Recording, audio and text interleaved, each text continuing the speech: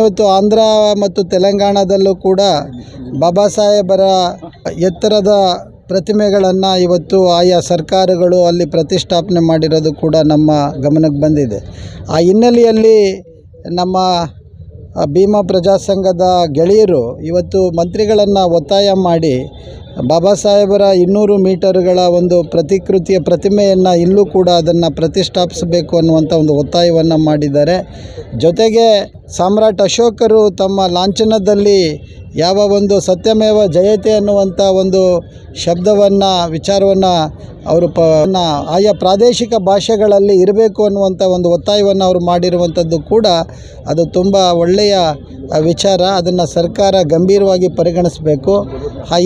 ಯಾಕಂದರೆ ಒಂದು ಕಡೆ ಸಂವಿಧಾನವನ್ನೇ ಸಂಪೂರ್ಣವಾಗಿ ಅದನ್ನು ನಿರ್ಲಕ್ಷಿಸುವಂಥ ಒಂದು ಪ್ರಯತ್ನ ನಡೀತಾ ಇದೆ, ಮತ್ತೊಂದು ಕಡೆ ಸಂವಿಧಾನವನ್ನು ಹೊಗಳುತ್ತಾನೆ ಅದರ ಆಶಯಗಳನ್ನು ಧೂಳಿಪಟ ಮಾಡುವಂಥ ಕೆಲಸವನ್ನು ಕೂಡ ಇವತ್ತು ಮಾಡ್ತಾ ಇದ್ದಾರೆ.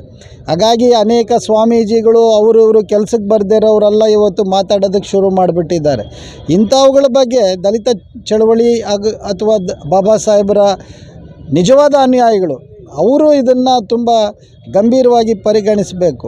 ಬಾಬಾ ಸಾಹೇಬರ ಪ್ರತಿಮೆಗಳು ಅವು ನಮ್ಮನ್ನು ಸದಾಕಾಲ ಅವು ನಮ್ಮನ್ನು ಒಂದು ಸ್ಫೂರ್ತಿ ಮತ್ತು ಅದು ನಮ್ಮನ್ನು ಯಾವಾಗಲೂ ಚಳವಳಿಯಲ್ಲಿ ಕೊಂಡೊಯ್ಯುವ ರೀತಿಯಲ್ಲಿ ಕೆಲಸ ಮಾಡುತ್ತೆ.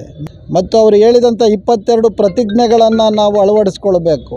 ಇಂಥ ಅನೇಕ ವಿಚಾರಗಳಿದ್ದಾವೆ. ಅದನ್ನೆಲ್ಲ ನಾವು ಅರ್ಥ ಮಾಡಿಕೊಂಡು ಬಾಬಾ ಸಾಹೇಬರ ಹೋರಾಟದ ಹಾದಿಯಲ್ಲಿ ನಮ್ಮ ಹೆಜ್ಜೆಗಳನ್ನು ನಾವು ಇಡಬೇಕು ಅನ್ನುವಂಥದ್ದು ಇವತ್ತು ಬಹುಮುಖ್ಯವಾದಂಥ ಅಂಶ.